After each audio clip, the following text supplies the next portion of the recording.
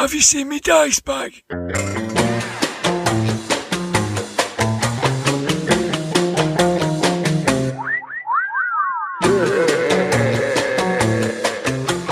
Grognard Files. Hello, my name is Dirk the Dice, and this is the Grognard Files podcast, where we talk bobbins about tabletop RPGs from back in the day and today. I'm coming live from my den here in the heart of the northwest of England. It's a bright, cold, wet day in December. The clocks are striking 13. Time is out of joint, and I've got a blooming cold. After a dispiriting 12 months, thank goodness we've avoided the slings and arrows of the real world by hunkering down with games and making grog pods about playing them. If you've listened to our annual reviews previously, you'll know that I do some number crunching to work out the total time that me and my co-host Blythe have done over the year. Most of the time we play together, so don't count these sessions twice. In 2018, we astounded ourselves when it worked out at 230 hours of gaming.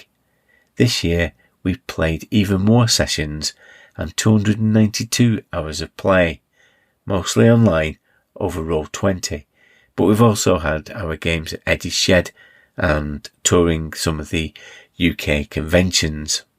Here on my right is the great library of RPGs and my Grognard Files. This year we played loads of different systems too.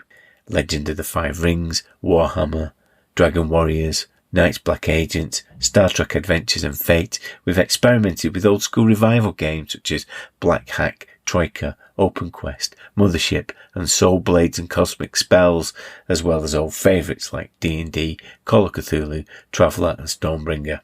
30 different systems in total. We thought it was ambitious when we hit 19. Here on my left is the ridiculous homemade shrine to the actor Caroline Munro. I'll just give it a tap. My goodness, the eternal champion has appeared in her 2017 guise of Clarissa Cobra from the short comedy Francula. Like the necrotic skin golem, this podcast is sewn together, a patchwork quilt of quality items. But before that, we've had a couple of new reviews. We're always happy to get new reviews as it reminds us that somebody out there is listening, and it helps others to find us thanks to those very clever mytherithms. We're very close to getting 100 ratings on iTunes, so if you're passing, give us 5 stars. It'll be a very satisfying New Year cheer to hit a ton.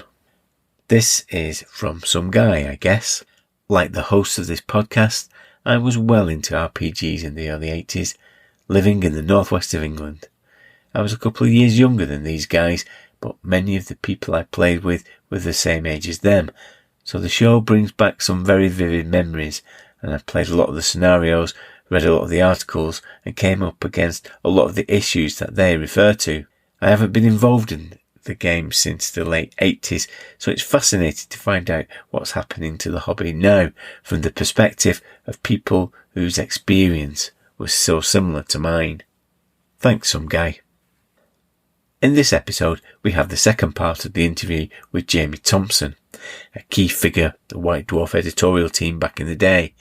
In this part, he faces the Games Master screen and shares some of the key projects that he's been involved in during his long career in gaming and writing, such as his contribution to the Fighting Fantasy series, his Way of the Tiger books, his experiences in the world of video gaming, how he came to be a best-selling children's author with the help of the Dark Lord, and his continuing adventures in the Fablelands Games books, which are a tour de force of the format. Me and Blythe are down at the pub, not our usual, for reasons that are too complicated and boring to go into here, but it's one of the dodgy ones in Bolton, where there's a very squeaky toilet door, a sporadic jukebox, and a big fat chocolate Labrador who wanted to be part of the act. They've recently moved the bar, done some more work to look after their beer, covered the mould with white emulsion, and yet there's still this pervading smell of effluent. It'll make you feel like you're there. It's more rambling than usual, so take your time. I've devised an innovative new feature to help us to review what we've played over the last 12 months in 2 parts, separated by a contribution from a member of the Grog Squad. One of the best developments we've made to the Grog Pod this year has been the introduction of the first, last and everything. This time, the Grog Squad contribution is a bit different.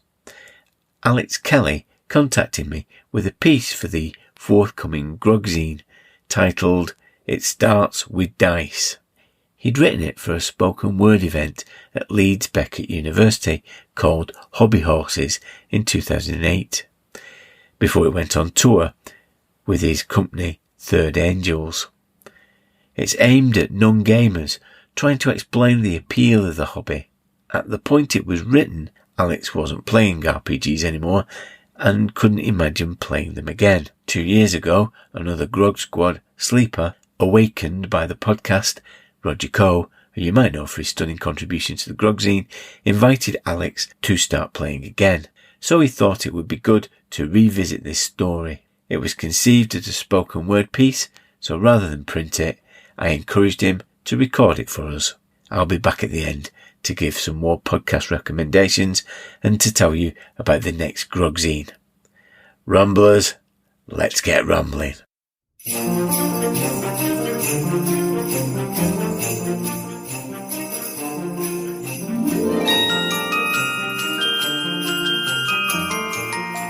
Okay, I'm back with Jamie Thomson. I'm just going to erect this screen in front of us. I'm going to roll on a table apparently at random and pick some projects from Jamie's career. And first up, it's Fighting Fantasy Game Books, The Way of the Tiger. We talked about this last time a little bit, but just tell us about your involvement with Fighting Fantasy, because you were one of the first authors, weren't you, Talisman of Death, who wasn't Ian Livingstone or Steve Jackson. Yeah, I think I was one of the first. Was I the first? No, Scorpion Swamp. Scorpion Swamp was the other Steve Jackson, I think. Yeah. Anyway, so the books had been so successful back in the day that the publisher couldn't get enough of them, so they wanted as many as they could do as quickly as possible. So they did Steve and Ian Presents, and there were literally only a few people in the country that could write game books at that time, and they were all pretty much Games Workshop folk, because helping with the editing of their books, and it caused quite a bit of tension in the office as well, because it was like Ian and Steve were no longer concentrating on the business, increasingly, unsurprisingly, can't blame them, doing the game books. It was part of one of the reasons that they sold up to allowed Brian Ansell to take over with Citadel was they were coming into work at like 8 a.m, and then in the evening they were just writing game books the whole time, and it was like just too much. They couldn't handle it, and then they were off to, they wanted time to spend with their wives and children, and then they were off to Japan on game book signing tours and stuff like that, and they enjoyed that, and it was much more fun. So that caused some resent. Some people thought they should have done the books through the business. But anyway, that's it. Rather than but anyway, so the point is they were so successful that we just bring other people in. So we were ready to go with The World of All. We wrote Talisman of Death in longhand, in pencil, in those days. And then I typed it up in Ian Livingstone's office, because he had like one of the first top-grade word processors in the country back then. I can't remember. I think it cost a fortune in money to buy. But it was like everything else was typewriters before then. We still had a golf ball printer on the IBM. IBM golf ball printer on White Dwarf before they kept upgrading the technology as it moved quite quickly. Yes, so that was the beginning of Mark and I, Smith and I, we could walk into a publisher in those days. They would offer us money on the spot for a game book series. There was literally Joe Deaver, Gary Short, Ian Min, Dave Morris, and then Herbie Brennan, who did the Grail Quest things, was non-workshop, but he came along later till they'd worked it out. But literally anyone at Games Workshop knew how the whole process worked and understood the whole role-playing thing. Was suddenly massively in demand. We did Talisman of Death, then I left Workshop before it was going to go to Nottingham anyway, but we got such a good offer to do Way of the Tiger, and it was expanding on the World of Orb, and And then that led on to Falcon and Dual Master and Fabled Lands. Yeah, so we just walked straight into we were going to do 12 books, but the same thing sort of happened to us. We got so burnt out. We've done, in just a matter of a few years, we've done Dual Master, Falcon, Way of the Tiger, Sword of the Samurai. We just couldn't do any more. I don't think people appreciate now how much of a phenomenon they were, weren't they? Gaming before computers really took hold, wasn't it? Yeah. And now there's a lot of nostalgia for them. So you say, do you attend the Fighting Fantasy festivals? I did the last couple, yes. Last time I was there, a couple turned up with a suitcase, and another couple of guys turned up with a suitcase, and they were both full of all the books I'd ever written. Oh, wow. I spent hours signing them all. Because the annoying thing is, whenever I sign a book to someone, I've got into the habit of adding a death paragraph. This is an old game book, so sometimes I get pristine copies of Talisman of Death and the original cover and everything, or the reprints that we've done on not Talisman of Death, we've done by the time. So I'll always add to Chris the Cruel, everyone gets an evil Dark Lord name, Chris the Cannibal you'd be. And then sign some comment, and then at the end I'll say, turn to paragraph 401, and at the back I'll write 401. Chris steps off the bus and is hit by a meteorite. Death is instant. Or Chris steps with the ninjas on the roof, loop a lasso around his neck, and I remember the term, garrote. Death is, you die in gurgling agony in the high street of Oxford, or wherever you live. So it's a lot of fun. So it takes me a while to write, sign people's books. So doing a suitcase full of them. Yes. And of course, then when I say couple, I mean people of your age. Yes. Let's go back to the table. 7. So that's The Tower of Despair. Ah, The Tower of Despair. First ever computer game written at Workshop, for Workshop. And so it was the early Games Workshop computer game series they did. And I think it was Spectrum, C64, and the other one.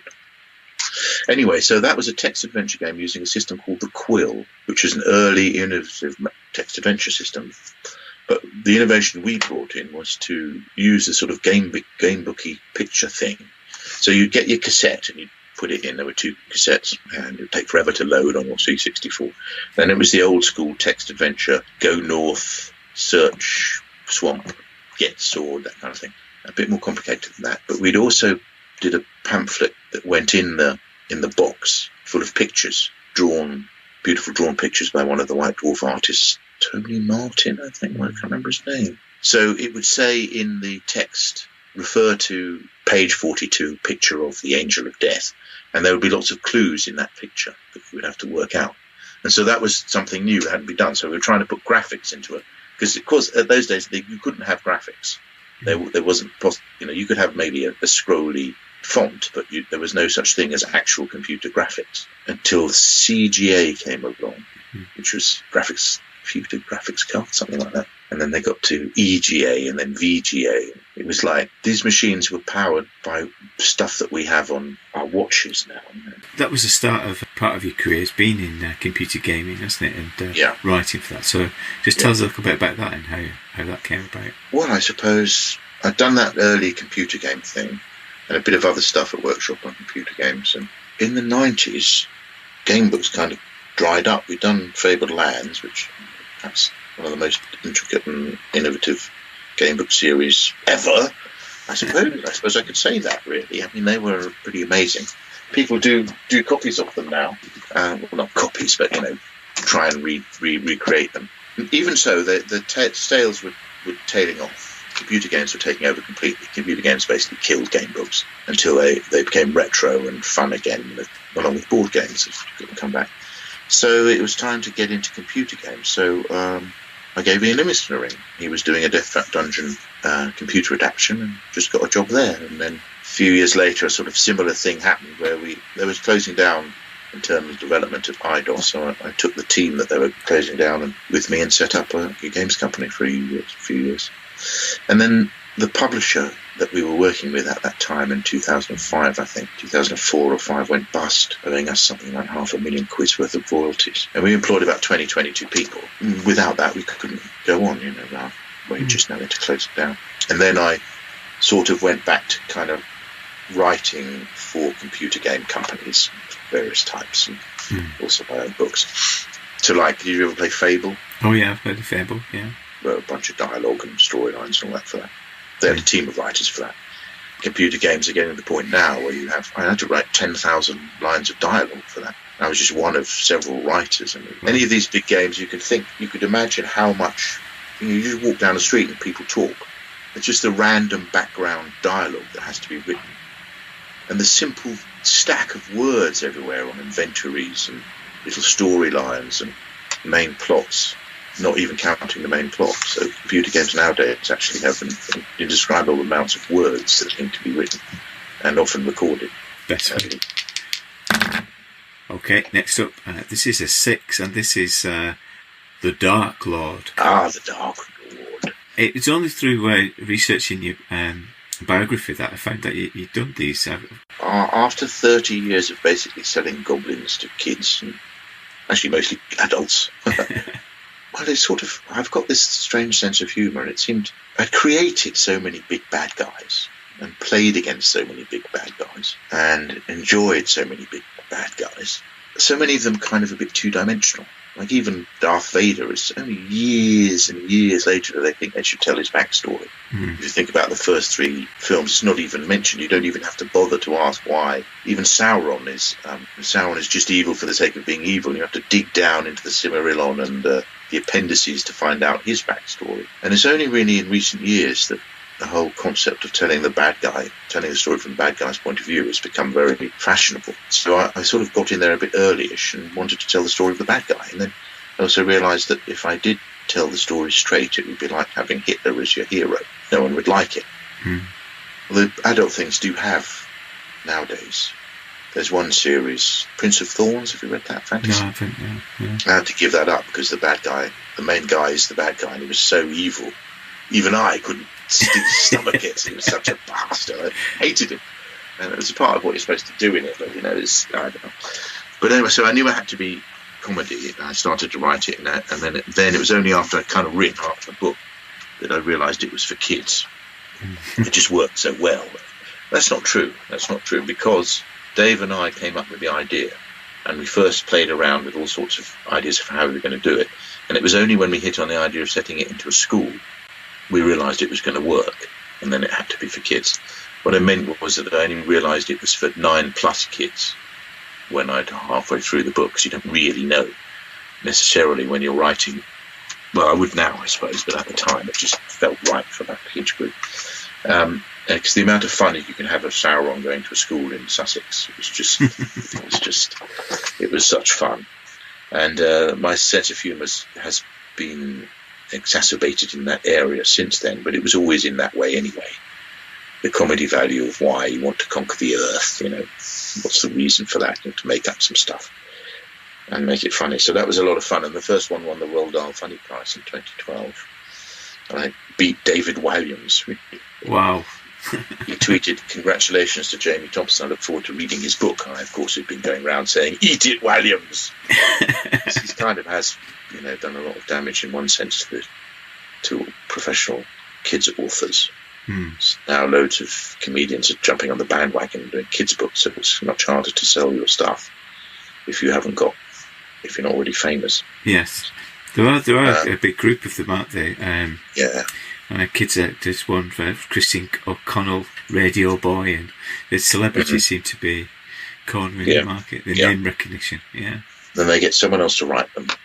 Not always, sometimes, quite often, and then it just goes straight into the front window of Waterstones, and they suck up all of the money. They get the big advances and the marketing. It's pre-marketed from the point of view of the seller, so it's a tricky one. But yeah, so then there was 4 books in the Dark Lord series, and they're in America, Spain, France, Germany, Czech Republic. Recently they've been sold to somewhere unusual. I can't remember where it was, Bulgaria.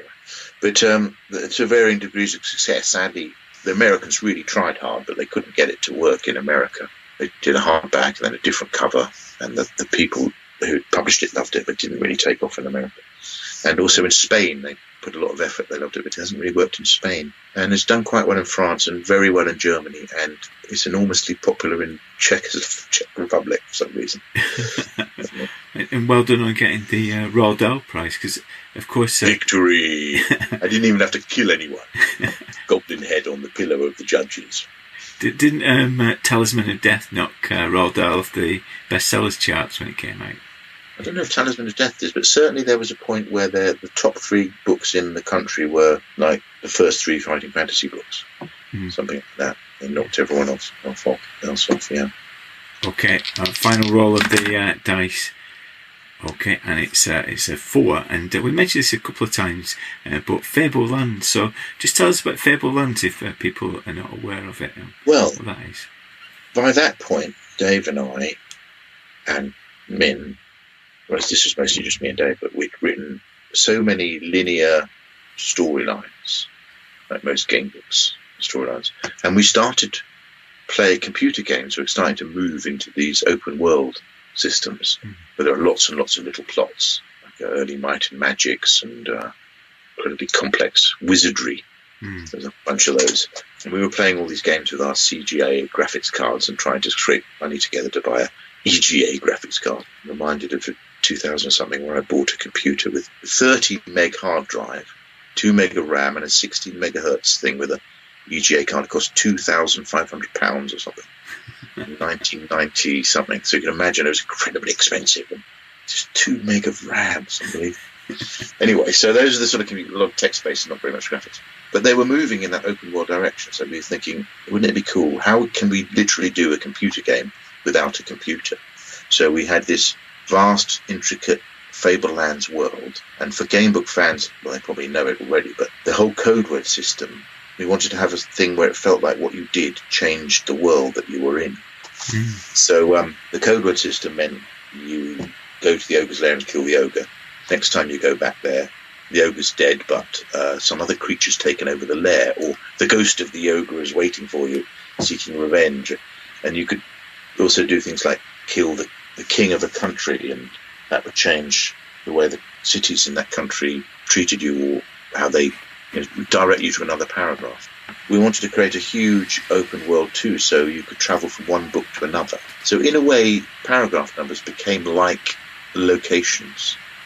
So I remember in book one of the books, in paragraph 10 is always yellow port. So whenever you go to that port, you go there, and then you get filters, tick boxes, code boxes, that take you elsewhere according to what you've done there before. And then you could also get a boat to another land, and a wonderful Ross Nicholson map. And if you got a boat to that other lone city, for instance, or a flight or magical teleportation or whatever, you would turn to a paragraph number in another book. So they all had to, so it turned into like 750 paras in every book. And because of that, everything had to be really short and concise. So we also wanted to fill it. There is no overall single plot. You have all these different character classes, and it's like an open world role-playing game in a single player book form. And it was very intricate and complicated, but by then we were at the height of our game book powers, and we were able to do this stuff. I'm not sure if I could handle the flowcharts now. It would be so complicated. We were all back and forth and making it all work. And I still remember Russ Nicholson dropping a splodge of black ink onto the map he was working on. And went, oh no! And that became the hole in the world. Splash on there. So we haven't yet written up what happens in the hole in the world, and that was great. So it was, Russ contributed quite a lot to that sort of thing. Wonderful. It was very important to have the map, and then each book would have its own mini map of the area that the book was set in, and you could use that to travel around. So if you wanted to head to the city of the Dragon Knights or whatever, to Castle Dragon Knights, it would be on the map, and you could see that you needed to go north. And so there was like a whole grid of paragraph locations that represented geography in the book form. So paragraph 43 would always be that area of the map. And it's the sort of thing that's been used for board games now. It was a great thing to have created. Is it out of print now, so you can't get hold of them? Well, we've republished them, so you can buy them on Amazon.co.uk and .com and probably a few other places, but they're just print on demand. And we couldn't afford to do them in the lovely old format where they had these fold-out things on either side. So there'd be like little inside extra bits of the jacket, book jackets. The book jacket was actually 4 pieces of cardboard, so you could pull it out and they'd have the manifest on one side and the character sheet and that, all lay out. It's beautiful. But they charged too much for them, I think. They could have... No, they could have charged more. That was the point. They should have charged more because they were quality products. Yes. That the sales just weren't there for the numbers in the old days, but they could have had the dying game book fanatics would have paid an extra £1 per book at least, and maybe we could have done all of them. But we've done the 7th one now with some help from a chap called Paul Gresty, who's still young and can handle flowcharts. And that was a Kickstarter, so there's still a flavour out there for an appetite for these game books. So we've done a Where the Tiger book 7, a couple of Where Tiger and Where the Tiger, and a Fable Lands Kickstarter that's raised enough money for us to get them written and published. We don't really make much money out of it, but there's nothing at all really. But there's a fan base out there, and it's just nice to still have them. Well, thank you very much for spending the time with us, Jamie. I really appreciate it. And I want to go away and play Killer now. Yes. Well, my ninjas are already on their way. Oh no. Yeah, you have to. Your only way to save yourself is to be able to show them all 4 Dark Lord books that you've recently bought, or at least one, and then you pretend the others. Or it's the blow dart for you. I'll run to the bookshop now with yes, over the rooftops. What are your kids called? Amelia and Aidan. Amelia and Aidan, both A's. Yes. So they always have to have Dark Lord names. So it would be Amelia the assassin, Aidan the anarchist. I always like to, when I do a lot of school visits with the Dark Lord show, and then often there's sales of books afterwards. They come up and want their books signed. A is quite a common one, and I always have to resist putting Aidan the arsonist. The teachers don't really like that one. They might give them ideas that they're going to burn the school down. Yeah. But I can have the abomination. Yeah. Or the assassin. Or anarchist is fine. Or, but just don't start any fires in school. Yeah.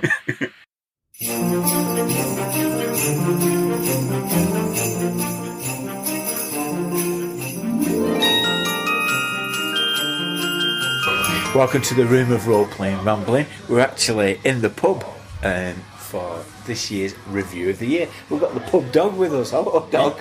You say actually in the pub as if we've never done it from the pub. This year we've probably done more from the pub than any other place. So it's a common occurrence. Yeah, it says a lot about the state of the world that we find ourselves in the pub more often than not.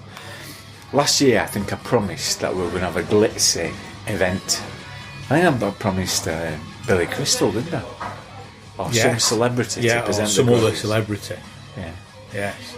But I've decided to abandon the groggies altogether. Why is that? Well, I think we should have a fallow year of the...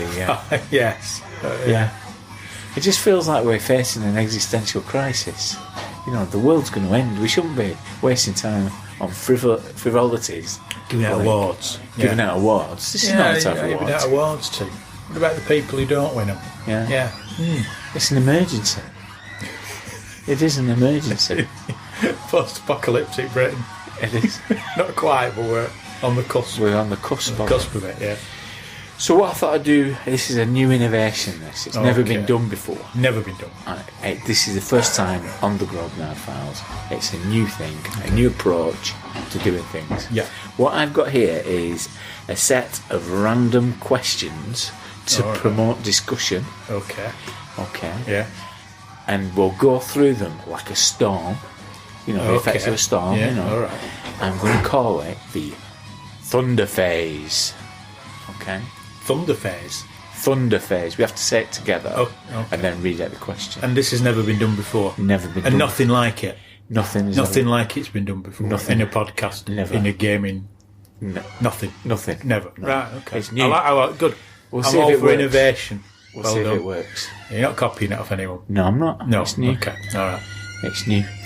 Right. Here goes. Shall I go first? You go first. Okay, 1, 2, 3.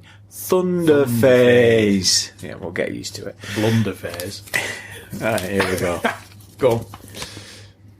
What setting would you visit for a day? What setting would you visit for a day? What setting would I visit for a day?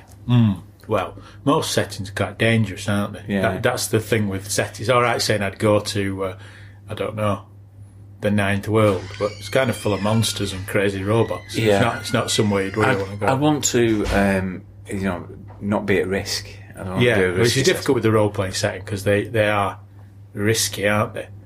Well, basic sanitation's an issue for most places, I'd say. Middle Earth. It's only a day. You could maybe cope. Take some Imodium before you go, and you'd be all right. You'd probably get through the day. Yeah. Okay. Yeah. I think encountering a man-eating monster or crazy robot that's more immediate problem. I'm just thinking of the hygiene factors first. Yeah. I'd worry about being eaten. So the places you've visited over the last 12 months, which is I think I would go to Waterdeep. Waterdeep. The D&D city of Waterdeep. Partly because it's probably not as dangerous as some of the other places. Go to the world of Warhammer that we've played in, places like that, full of disease and terribleness. Yeah. But Waterdeep's fairly safe. And imagine as well that the sanitation's taken care of. But it probably is. It's like everything in D&D, isn't it? Yeah. Magical street lamps and all that. Complete hokum. One of the most interesting things I read on Twitter was someone tweeted and said, "What's the weirdest setting you've ever played in?" And someone tweeted back and said, "The D&D ones, Sword Coast." And I think you're right. It's kind of odd, isn't it? Yeah. But it's probably safe. And I could visit the tavern that you and your characters set up in Dragon Heist, so I could have a drink in there. Yeah, and we could profit from it then. And my characters, you could profit from it. Yeah, the characters, my tiefling pieces, would get a few gold pieces. Well, I'll probably go there because I think it's not because it's my favourite setting by any stretch of the imagination, but it'd just be funny. It's funny to see it like, does this really work then? Come on. Magic user on every street corner, really? That's not going to work, is it? Where would I go? So where have I visited this? I feel like I've gone through a lot of settings. Do you know, I quite like the Deadlands setting. Yeah. It is a good setting, that, isn't it? That we've recently... I wasn't convinced at first. I thought, it might be a bit daft, this. But actually, it's really good, isn't it? Yeah. So it's a Wild West, steampunk type thing with ghosts as well. Yeah, like supernatural's kind of seeped into the Wild West. And what's good about having it set in the Wild West is that there's a bit of cliche that you can fall back on. There's like a common ground amongst the players to understand how you would respond, how you react. Yes. But it's not that cliche that there's something a little bit different about it as well. Yeah. So you're not quite aware of what value things have or things like that. So I'd like to visit it. It is a good setting. Like I said, when Gaz first floated it, I thought, well, we'll see, but it's never struck me as appealing. Yeah. But now I've played in it a few times. It is very appealing because, as you say, it's got some of those kind of cliched things about westerns. So you all know the kind of characters you're playing. So you can pluck characters from westerns, and you've got a sense of an immediately rounded character, even though they may be a bit cliche. Like me, I'm a kind of gunslinger, and you think, oh yeah, you've got gunslingers in films. You watch loads of films like that. You know exactly what you're doing, don't you? Yeah. And that's good, but also it's got that difference to it with the supernatural and the steampunk stuff that works. Because in my imagination, I thought it was like The Walking Dead, but with weird science. But it's not quite like that, is it? It's a bit richer. It's a bit richer in it, and it has a bit more of a story to why all this stuff is happening and why the steampunk stuff's there. It's not just steampunk because we want some steampunk. The kind of ghost rock stuff and the spook juice fueling these machines is part of it. There's a sort of... I don't want to use the word logic because obviously it's fantasy stuff, but there's a sort of fantasy logic as to why it's like that, which is very good actually. Yeah, yeah. I'd visit there and I'd order sarsaparillas all round, right, and try and avoid getting into a gunfight. Yeah, Thunder Phase. You're not very convinced. I'm not convinced. Go on. Right, go on. Sure, you not nicked it from somewhere else. No. All right. Okay. Here we go. Right. Right. What has made you sigh when you've seen it on a character sheet? Right. What has made you sigh when you've seen it on a character sheet? So is that a sigh in pleasure or a sigh in... Doesn't say. You've written it. Your question, what do you think? Sigh in pleasure? Yeah, it just sometimes happens, doesn't it? Yeah. Oh, I like that. Look at that box there. Ooh, armour class. Yes, little shield. I think it's... I suspect... Correct me if I'm wrong, because you wrote it. You can correct me if I'm wrong, because I will be wrong, because you wrote it. I imagine it means sigh as in, oh, God. Because I maybe the same, but sometimes when I'm considering getting a game, or I've thinking of signing up to play a game that I've not played before, I just Google the character sheet. Google Images, character sheet, fill in blank for game. Yeah. And sometimes looking at the character sheet for a game does give you an insight into what to expect, I think. Yes. So, and sometimes you're right, you do look at them and go, oh. Yeah. So what encourages you that? Because for me, it's a formula. When you see a formula on there, yes, that it's calculated instead of like the result. You see what I mean? Yeah. So you get it, and it says like 10 divided by 5. Oh yeah, yeah. All I'm interested in is 2, because that's the number I need. Yeah. Yeah. Oh, you see on a character. Yeah, I think fussy character sheets can be off-putting. When there's lots of information on, it's usually an indication that the game is quite complicated, and that can be a bit off-putting. It's like people put off by skill lists, but sometimes I quite like that because it communicates what you can do. Yeah. Yeah. But I have to say, this year has been the year of me getting into simpler games with simpler character sheets. I do like a simple character sheet where I think, okay, right, there's not much on this, but there's enough to play the game. So we've played things like Black Hack, haven't we? And stuff like that. That's quite very simple, isn't it? Very simple. Monster of the Week, Apocalypse. We're powered by the Apocalypse. Again, simple, relatively simple character. I mean, I say that simple character sheets, but they do the playbook thing, don't they? But they are simple. They're simple to use. They're simple to use. You're just ticking boxes, and it's telling you exactly what you need to do, how you need to do it. So I think, for me, the thing that always makes me sigh is when I see a lot of what looks complicated stuff on a character sheet. Yeah. And if a character sheet goes to 2 sides, that is always, I put it to you, that once a character sheet strays beyond one side of A4, you're in trouble. You see, I've produced for conventions I've attended this year character sheets, because that's part of my prep now. That when I'm creating an adventure, start with the characters. And so for Cyworld, I created characters. Yeah. But I did use both sides. I had one side that was like the active side, and the back of it was like all the stuff that would always stay still, if you see what I mean. Yeah, well, yeah, I've done that, where I've put on the back of a character sheet, descriptions of spells and things like that. That's not quite what I mean. I think I remember getting... The Numenera character sheet has always been a bit of a thorn in our side, hasn't it? Because I've never seen a good Numenera character sheet. And I remember getting the PDF a few years ago of the Numenera character portfolio, and it was several pages. And I do... For me, once you get into that, I know.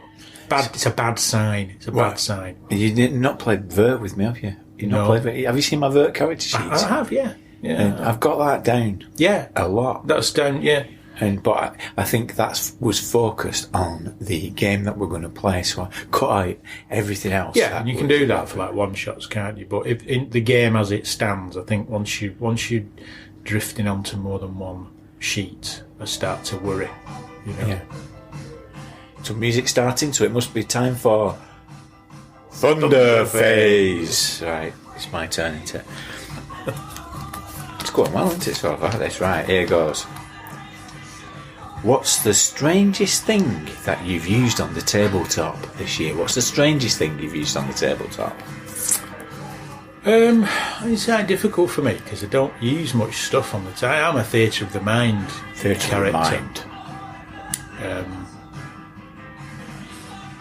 Well, I don't know if it's strange. I know it's strange, but it worked quite well. I bought some wooden RPG tokens from a place called Red Berry Crafts, and they do little. They market them as D&D tokens, but you could use them for any kind of fantasy game. And they have they're like wooden discs with a engraving on of various, little wizard's hat. Oh, that's the wizard. Monsters and stuff like that. And they use them at Go play, yes. Yeah. After and they're good. They're a cheaper alternative to figures, miniatures, and also they're kind of hassle free, because the two alternatives with miniatures you've got are always use proper miniatures that require painting and are quite expensive, or make your own, which require a degree of skill.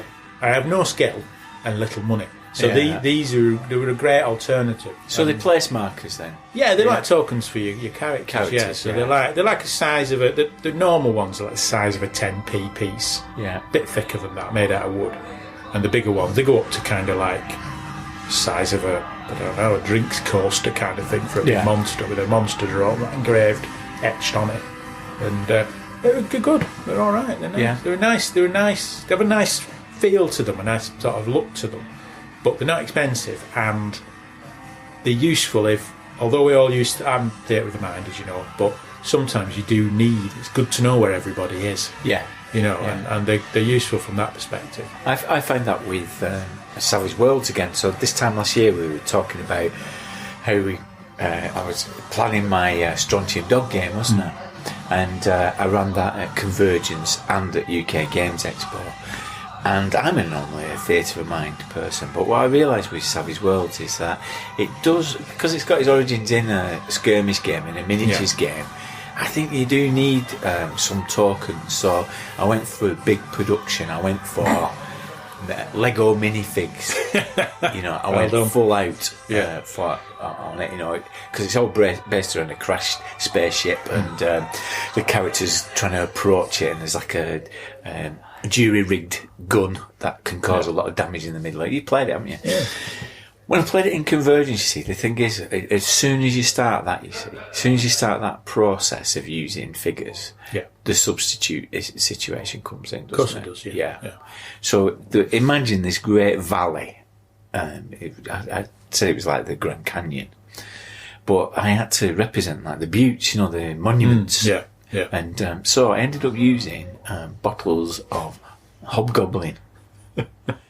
So it got to the stage where people couldn't drink the drinks because they were representing the scenery. Don't touch that. Leave that cup there. Yeah.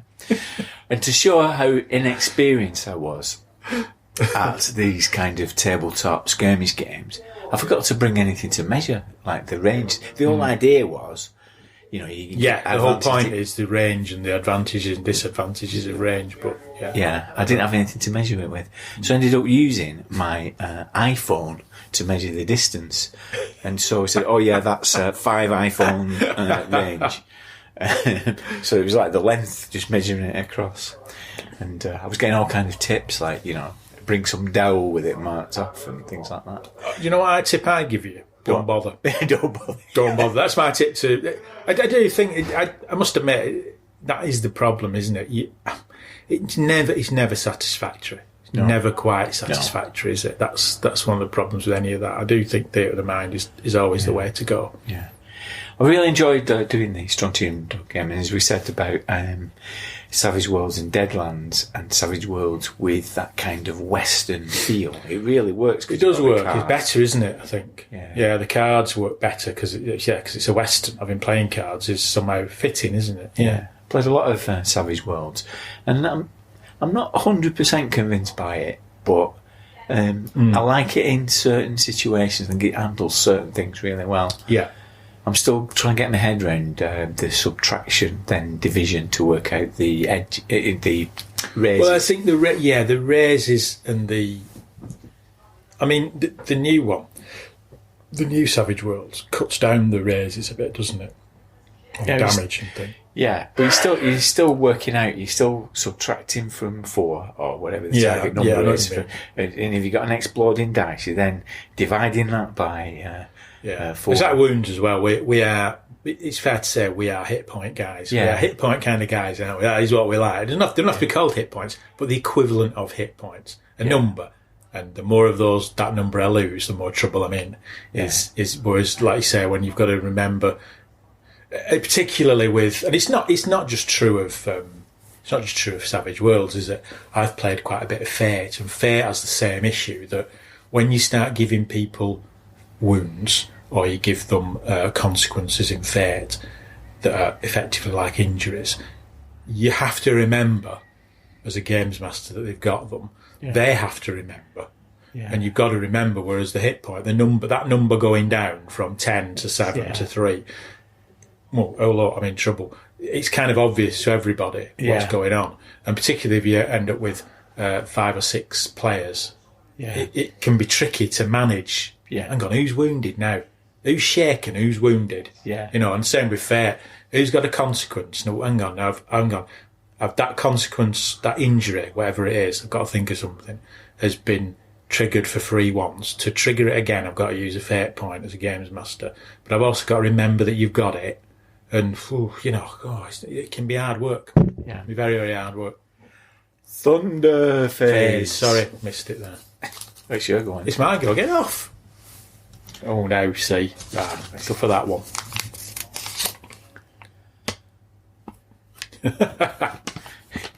Which session has changed your mind about a game for good or ill? Which session has changed your mind about a game for good or ill? That was one of your questions. It is one of my questions. Almost like I know the answer. Yeah, well... Almost like I've got something to talk about. Well, you talk about what you want to talk about. The thing that changed my view of a game significantly. Hang on, the dog's That's strange noise. Is the dog having a drink? The pub dog having a drink. What's the pub dog called? I don't know. Anyway. The thing that changed my view of a game for ill, I think, is a game of 5th edition D&D that I played at Expo. Right. I think it was the Friday night. There was nothing inherently wrong with it as a game. So I wouldn't put it down as a nightmarish experience, and I wouldn't put the games master down as terrible or the players. None of that. Nothing like that. But what it made me realise was there was 3 or 4 of the players were friends who played D&D together. And the way they played it, and I think this is the game. This isn't a criticism of them, because I think the game takes you in this direction. It was incredibly tactical. Yeah, it was. We went into a room and there was some sea hags chanting a thing, and it was like, okay, so I'm going to try and cast silence on the sea hags. What's the range? The range. Hang on. So where are you? All right, the range is. It's only got this range, so you're just slightly out of range, and it only. So hang on, I've got initiative, therefore I can cast it, but they've got counterspell. Now counterspell is a reaction, but of course they are already casting a spell. Can you cast your reaction spell when you're casting a spell? Oh, and I was sitting there thinking, oh my god, I played a barbarian, so in the midst of all this, every now and again, I got to roll a d20 and miss. And it kind of brought home how clunky and rules-laden and circumstance-laden and, effects and this and that. There's a rule for bloody everything. Yeah. And it made me think, this is not the way we play it. But actually, I think this is the way it is in its purest form meant to be played. Yeah. Like I can do this as a bonus action. But I can do this. Then you can do that as a bonus action, but then of course they can react as a bonus action. Blah blah blah blah. And our way of playing it, as you know, is we're a bit more. What's the word? Hand wavy, and what sounds like fun. So it's like that. If someone comes into a room and thinks they're casting a spell, do they have to speak to cast the spell? Yes, they do. I'm going to cast silence on them. I'd say, as a games master, brilliant. Yeah. That is a brilliant idea. I'm going to let you do it because it's clever and I like it. Yeah. What I'm not going to do is go, it's slightly out of range, and of course there are certain factors here. But actually, I think D&D's like that. It's Yes. like that. So it did make me, and after that, because I was running Dragon Heist, after that, I think I said this at the end of Dragon Heist, I thought, I don't think I want to run D&D again. Yeah. Well, if you think we've played 290 hours of gaming this year between us. 60 hours of that has been D&D. Yeah. So we played a lot of D&D. And it's not one particular session, but I've sort of got to the same position as you. I played a monkey and Dragon Heist, and there's all like little subsystems and little things to measure, and different circumstances that bring into particular effects that you've got to be aware of, and knowing when they're going to happen in a turn. And you realise that it is a very tactical, fiddly game. I mean, I played. I mean, what was strange was I had this game at Expo, then I played D&D at Owlbear. Yeah. And I really enjoyed the game at Owlbear because the person running it ran it like we run it. So, you know, he played it in a kind of slightly cinematic way and a looser way. And you can do that. But the game at Expo made me realise that D&D, it felt like, is this the pure form of it? Is this how people play it? Yeah. And I'm not sure. It got on my nerves a bit. Yeah, and I think it is the way that you play it. I mean, what I've seen from you over the last year is moving away from that precision, because that was always the hallmark as you as a player, wasn't it? That you wanted to live and die by the rules. Yeah, you don't become a rules lawyer by saying let's be loosey goosey with this. No, but I think D&D has kind of. You recoil from some of the pernickety substances. But there are. This is what I mean about getting into simpler games, because there are games that encourage a more fluid and, like you say, a loosey-goosey approach. That loosey-goosey approach is built into the rules. Yeah. You know, so it'll say, you know, if you want to do something, this is the roll you make, and we'll see what the circumstances are. Whereas D&D pins you down to particular conditions and particular this, particular that. And that's certainly my experience of playing that monk, you know, that I've got so many Kai points that I need to beam count throughout, and there's only certain situations in a turn where I can make a reaction or respond to something. Yeah. And I think there was one bit where I wanted to knock something out of somebody's hand, and yet there was no rules for that. There was no rule. I couldn't. Well, the problem is there's no rule. There may be a rule, but then you start thinking that maybe there's a rule.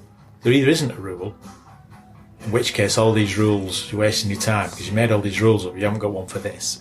Or alternatively, there is a rule somewhere, but can I be asked finding it? Because it's going to really slow it. Because it was quite a climactic moment in the game, wasn't it? Where you really had to knock this staff out of this guy's hand, because otherwise he was going to really kill you all. But you think, do I want to leaf through the player's handbook and find the rule? Is it a grapple? Is it not? I don't know. And I've got all these magnificent monk-like features that I can harness the inner energy, but I can't knock anything out of somebody's hand. You know? I can send him flying 15 feet in the air if I want to, you know, with my abilities, but I'm going to find it hard knocking it out of his hand. Yeah, exactly. Yeah, like I say, I don't think it's not always the case. But we have had enjoyable games of D&D, and they say Oboe was a nice game. Really enjoyed that game, but the games master ran it like we run it. But that game at Expo did make me think, ooh, I think I've encountered here pure D&D with players of D&D who play it like it's written, and I'm not sure it's for me. Thunderface. Sorry, apologies. I was a bit off time. Oh, it's you, isn't it? It's me. It's your turn.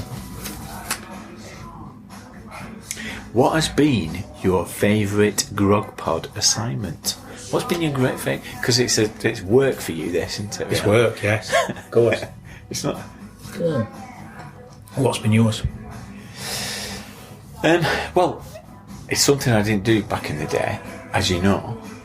But I really enjoyed watching with Blake 7 for the first time. I didn't watch it as a kid, Yeah. and I think it was really good to discover that, and it felt like that person, that person who hadn't seen Jaws, who'd seen Jaws and he really loved Jaws. Oh yes, yeah. And he wanted to experience Jaws for the first time, so he was hypnotised to forget Jaws. To forget Jaws. Well, as a person who was discovering Blake 7 for the first time and trying to imagine you enjoying it as a 10-year-old or whatever, I kind of got to vicariously relive it and think, I'm seeing this for the first time. Try and imagine what it'd be like in the 70s watching it the first time, rather than just seeing it as me as a 51-year-old man. I really enjoyed doing that. Good. And writing the adventure for that we did as an actual play. Yeah. I always think about that bloke who was hypnotised. I wonder if he picked up the Jaws DVD and went, I'll watch this rubbish.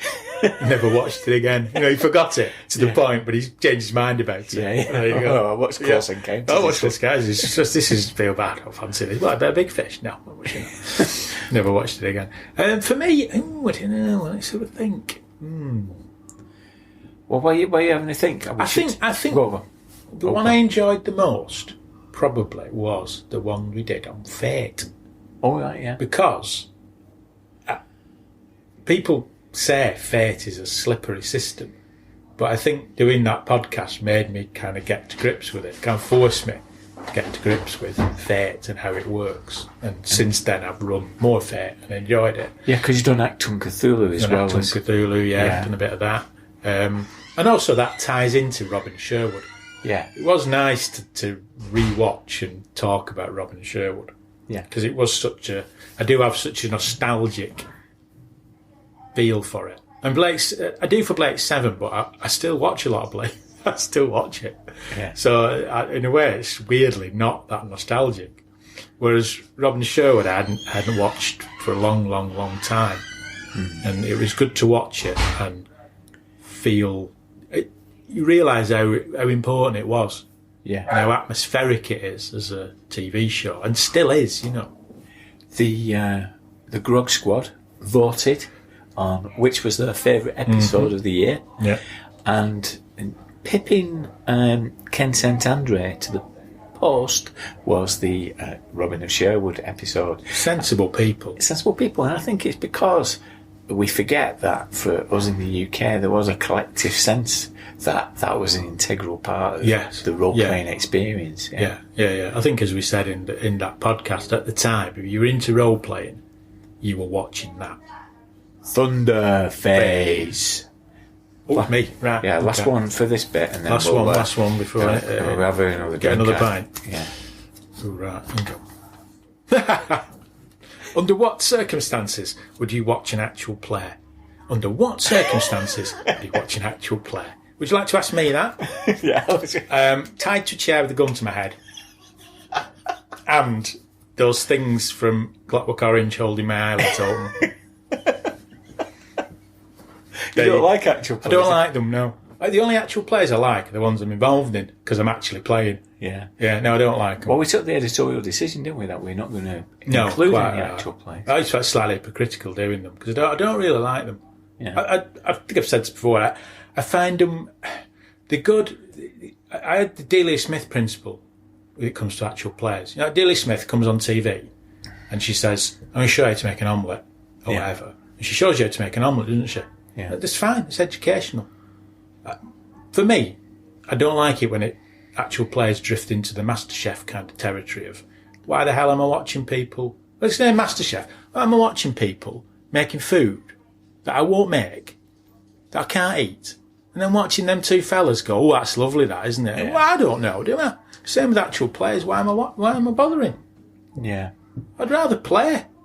They're good if you get a new game and you think, I'm not sure how this works, then they do have an instructional quality. That's fine. I've watched the odd bit of an actual player to think, right, let's see how this works. But I have to say, watch for fun, as a form of entertainment, for me, no. But it's become huge, hasn't it? Might have done, but it's not. I'm not doing it. And it's driving the popularity of the hobby. You can't deny that. Oh, no. Things like Critical Role. I'm not denying people like it. But, some people like grapefruit. I can't stand it. There you go. I'm not going to change my mind. I'm too old.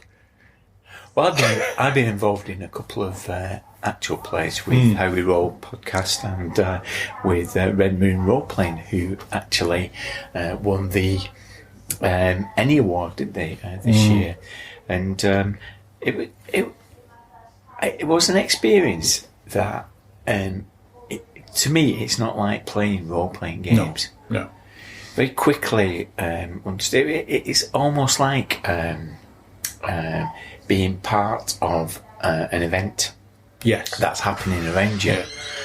That it's not like it just doesn't seem like playing a game. No, and I think that's. I mean, I don't like them because I just think I'm a bit bored listening to other people playing. I think I'm not sure. I said maybe an instructional element to them, or maybe at times you can pick up on certain things, tips and things. Oh, that's interesting. I can see that, but as well, I agree. I think there's a part of it when I've listened to some actual players where I've thought this isn't actually actual play, is it? Because all the games I've ever been involved in over the years, either as a player or a games master, they're not like this. No. It seems a bit stagey. Not all of them, but some of them can be a bit stagey, and I'm not convinced. It's certainly an experience, and there's a certain intensity to being part of it that was unusual and made me think differently, being part of it. But I just think, to use one of my off-used phrases, it's not for me. Yeah, I'm the same. I mean, I appreciate people like them, and I know that it's kind of boosted the popularity of the hobby, and that's not a bad thing. It's not, it's not a bad thing that people do them, and fine if people want to listen to them. But I think you're right. I'm the same. They're not really for me. There's time as well, isn't it? Yeah. Listening. I think it's your round. Right. Same again. Yeah. All right.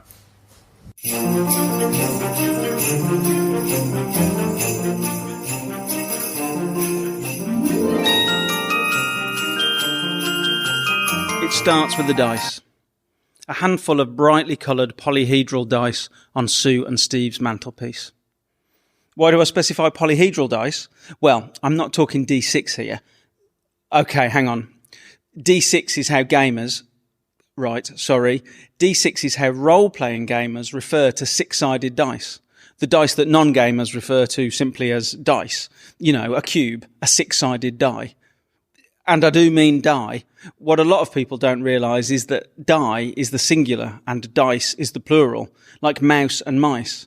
This is going to sound pedantic, and that's because it is, but it really disproportionately annoys me when people say, pass me the dice, when they mean, pass me the die. It annoys me, but I'm trying to get over it. I'm trying to get over it because I've realised that this particular pet hate conflicts with another of my pet hates, which is people being snobbish about the incorrect usage of... By my own high-horsed argument, I have to accept that whilst the word die means the singular, the word dice is now used and understood to mean both the singular and the plural of die. Although I am not about to accept the word dices as the plural anytime soon. Right. Back to D6, meaning six-sided dice. We gamers would also specify the quantity of dice. So, for example, 3d6 means 3 six-sided dice, which when rolled gives a numeric range of 3 to 18, with a mode, as opposed to median or mean, don't get me started, score of 9. So, that's D6 for you. And that's not what started it. It started with a handful of polyhedral dice on Sue and Steve's mantelpiece. Role players use 4-sided, 6-sided, 8-sided, 10-sided, 12-sided and 20-sided dice. A pair of 10 or 20-sided dice can also be used as D100, or percentile dice. I must have been 12 or 13, and Sue and Steve, friends of my parents, were in their 20s. Sue's brothers were Dungeons & Dragons players. Dungeons & Dragons was commonly referred to as D&D, or AD&D, for the advanced version. Note to self. If anyone starts laughing at this mention of Dungeons & Dragons, you should pull a facial expression that says, yeah, I've heard it all before, but I was still the first kid in my class who knew what the words dexterity, constitution and charisma meant. Sue and Steve had started to play D&D, and they had a set of their own dice perched on their living room fireplace. A blue D12, a green D8, a yellow D4, a white D20. And these dice looked, in Walsall in the 1980s at least, exotic. My first game of D&D was played with Sue and Steve, my dad and a couple of their other friends. And I imagined that this is how I would play, with my parents' grown-up friends. But then one evening, my mum came back from Birmingham, having visited the shop Dungeons and Starships. She brought me back a pack of my own dice and 3 miniature lead figures, a centaur, a unicorn ridden by a damsel, and a ranger. It's hard to describe the weird excitement I felt looking at these new possessions, and that I can still feel the ghost of now, all of these years later. It will probably sound like I'm overstating this, but this excitement must have recognised somehow the major effect that this new hobby would have on my life. I took the dice and figures round to my best friend Boris's house, and we started getting a game together. This game would take up many hours, months, maybe even years, in fact, of our friendship over the next decade. It's fair to say that it became an obsession. We played with our friends 1 or 2 evenings a week, one day every weekend and every lunchtime at school. During school holidays, we would get as many all-day games in as we could. How we passed any exams, I don't know. On 2 occasions, we played solidly for 24 hours for charity. Well, the charity bit was an excuse, really. Although I do remember that Sophie What's-Her-Name wouldn't sponsor me because she thought D&D was devil worship. I don't know if that means that she thought D&D was advanced devil worship.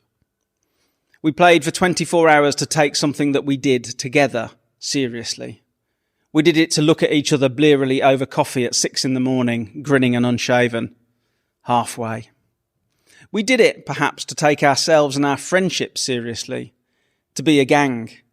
To all go down the pub together afterwards. For 5 or 6 of my teenage years, this game, and in fact we would have several games on the go at once, and believe me, some individual games did last for 4 or 5 years, this game was the cement that held this group of friends together. Yes, we had music, books, computer games, football and drinking, but this was the one thing that we all did together. When we weren't playing the game, we would be talking about playing the game. How we didn't get beaten up at school, I don't know. Then, as we all started to move away, it became harder to organise time for a game. We tried to book weekends when we would all be back in town, but they gradually became more infrequent. Our friend Ian moved abroad, and we even carried on playing with him by post. He would sit at his desk rolling each sort of die 100 times and then writing the scores down in order, then post them back to me. It was important to us that his dice rolls were used for the actions of his character. We were in our early 20s by this point. But after a couple of years of this, the games stopped. Hundreds of hours preparing them, thousands of hours playing them. We left these games unfinished. I've still got the dice, the folders, the maps, the rule books. There are a lot of rule books, the painted figures. It's all boxed up in the cellar. Every so often, someone asks me about getting a game together. Sometimes we even talk about it quite seriously. Occasionally, we even get our diaries out. But then, of course, we realise that these days, there just isn't the time.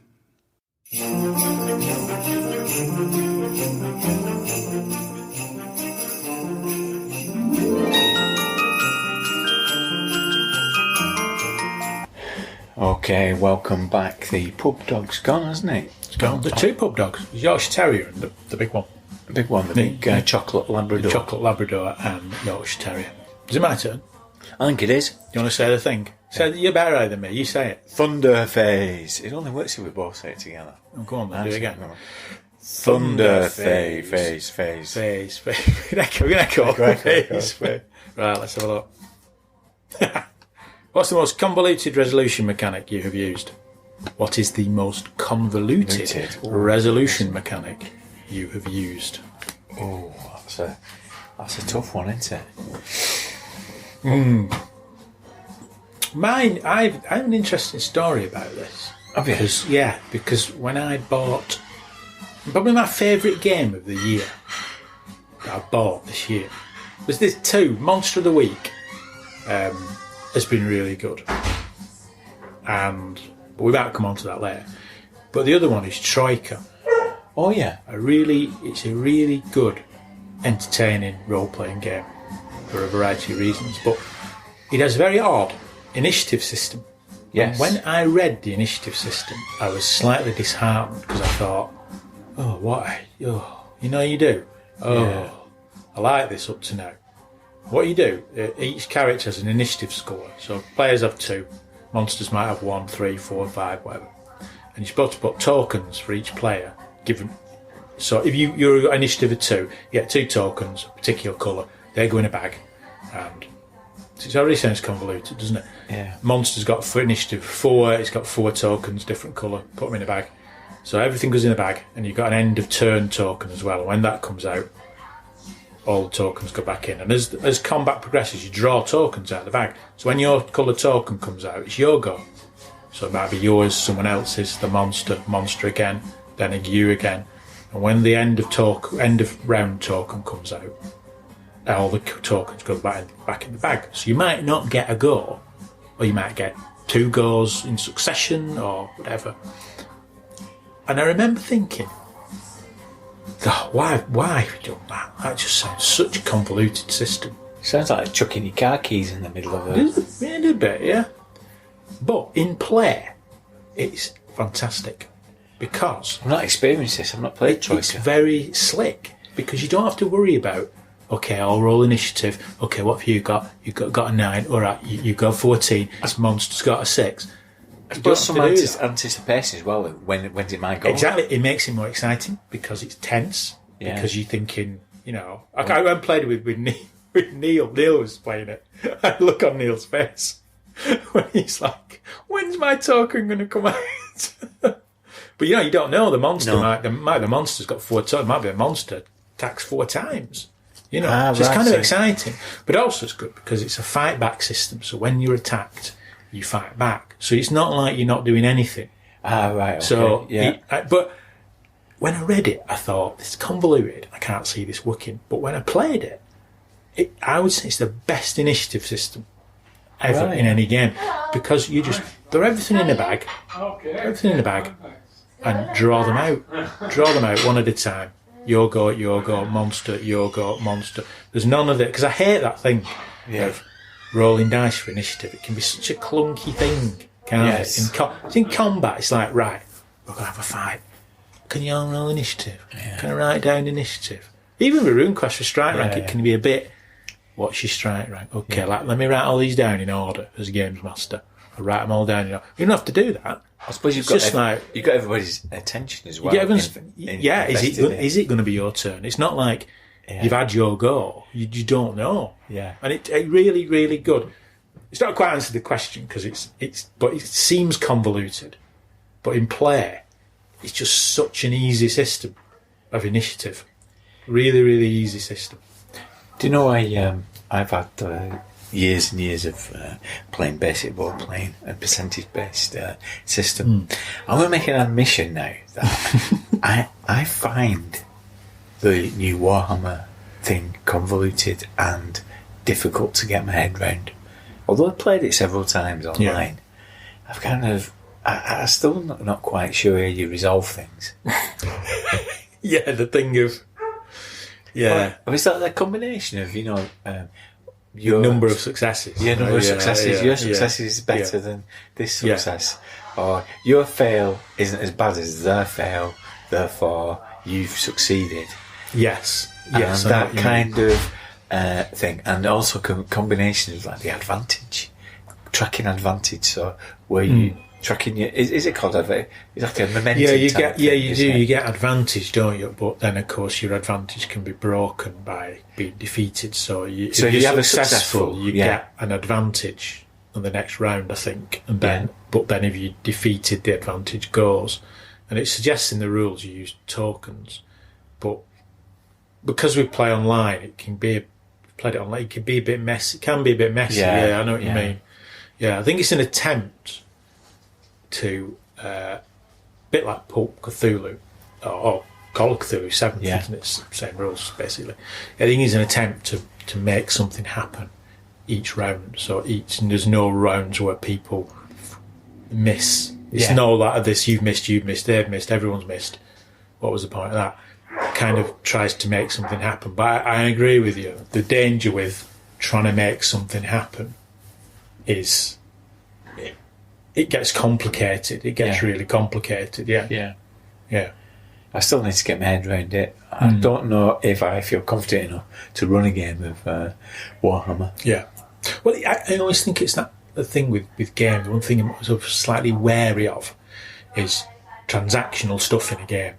And that's a transactional thing, isn't it? Where you get an advantage, you're getting more advantage, then suddenly you lose an advantage. So you've got to track it.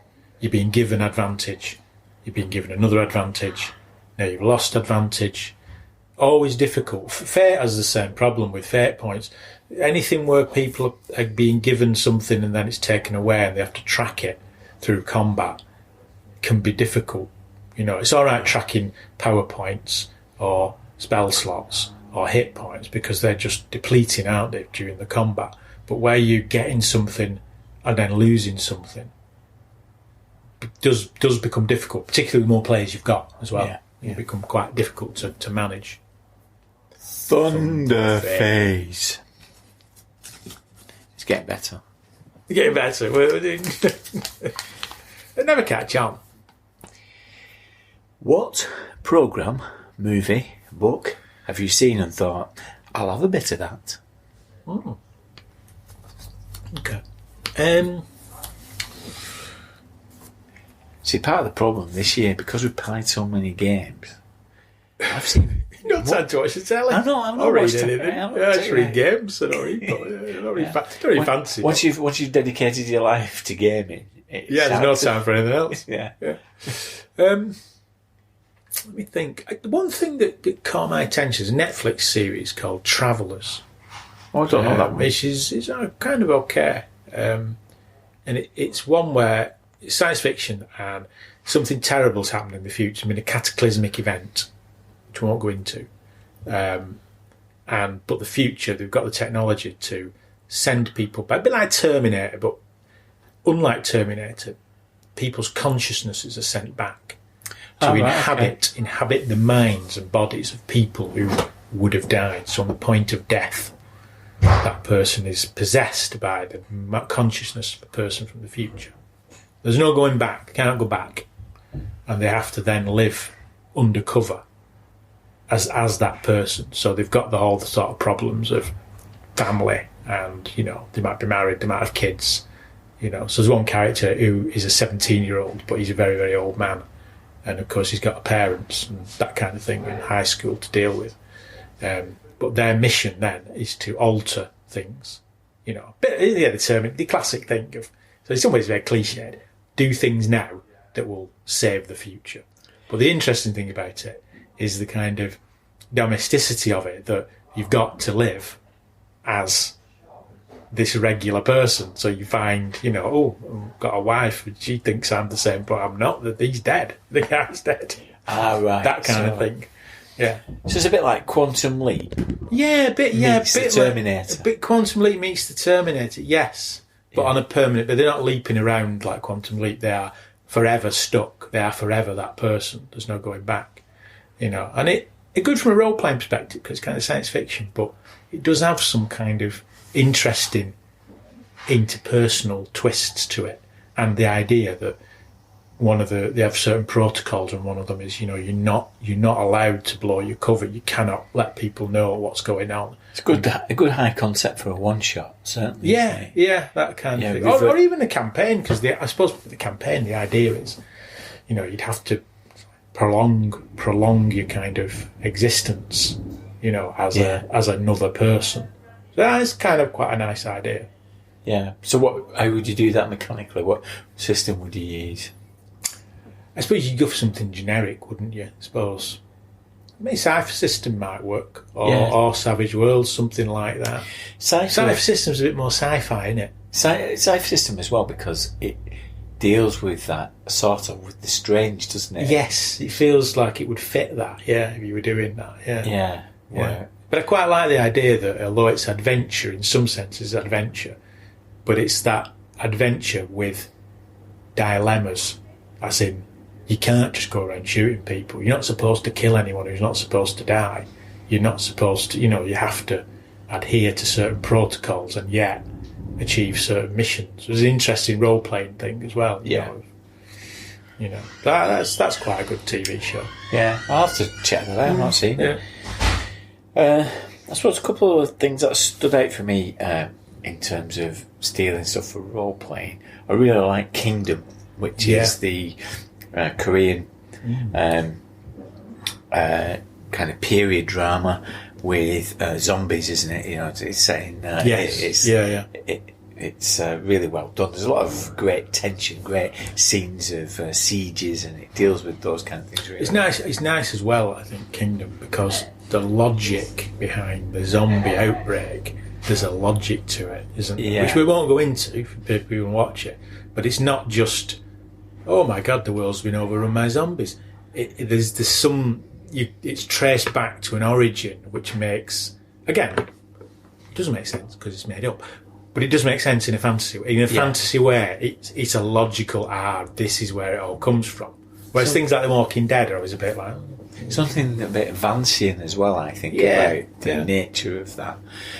But I think the one that it planted in my head and I started playing around with it, with ideas, is The Boys, the Amazon Prime series, where the superheroes are kind of corporate. They're not very pleasant, are they? It plays with it challenges the morality. Well, they'd be the bad guys in a Marvel film, wouldn't they? Yeah. So these people who are lauded as as the saviours of humanity, just in it for themselves, they kind of they're not, altruism doesn't figure into it. They just want to advance their own, advance their own careers, their own profile, their own wealth in America. And the boys are a set of people who are resisting them, like a resistance group. Yeah. And I quite like that idea of having a group of PCs who are up against powerful people. Yeah. But everybody else is supporting these powerful people, and all the machinery of government is doing it. So you could have like a clandestine operation of like trying to expose them. And it's an interesting role-playing concept, isn't it? Because the traditional role-playing concept is, hey, let's be superheroes. Yeah. But the idea of, well, let's be normal people who have to defeat superheroes who are bad, and also society thinks the superheroes are good. It's a double whammy, isn't it? So it's not like fighting a monster to save the village. It's fighting a monster that the village thinks isn't a monster. Yes. It's doubly problematic. And there's something pertinent about that in the modern age, isn't there? Something like about how... It's a very good TV, a very good show, that, isn't it? Yeah. I enjoyed that. Despite Carl Urban's dodgy accent. Yeah, just ignore that. Is it Cockney? Is it Australian? Come on, Carl. Yeah, settle down on one. Why don't you just go for American? You can do American. You could have done it for American. We wouldn't have minded. We wouldn't have minded. We weren't bothered. Because we don't know the source material that well, so... No, it's comic book. I think the character in the comic is English, but we don't care. We'd let you give them we'd wave that through. So when I was playing it, the only superhero game I played this year is Worlds of Wonder, which is Chaos Ian's game, from way back. Paul Budowski ran it at Grogmeet, and that was great fun. But the superheroes are very underpowered in Worlds of, because it's basic role-playing. It's basically everyone's underpowered. Can I punch through a wall? Yeah. No, I can't. Well, you can. Well, you've got 15% chance. Oh, failed. Oh, failed. Oh. I failed at it. Basic role-playing system of failure. And I was playing around with this. I think we discussed it, didn't we? How would you best replicate what's going on in Boys? And I think we fell on Night's Black Agents. Yeah. Night's Black Agents. Instead of vampires, you've got superheroes. Yeah. Just build the superhero around a vampire template of those like superpowers. Yeah. Superpowers, yeah. Yeah. And because you've got the heat mechanic there, so is your making inroads into the conspiracy and getting in there. Also, the authorities are getting onto you as well. So not only dealing with the consequences of fighting the superheroes, you've also got everything else bearing down on you. Yeah. So there you go. There's a one shot. One shot, and I think I'm going to give it a go this year. Yeah, that would be good. Check out the copyright. Yeah. You have to write to them and say, I want to base a game on you. I don't know. But I suppose it can just be free. You can just use the elements of it. Because you could have like a vampire who is raised to that public profile, couldn't you? Yeah.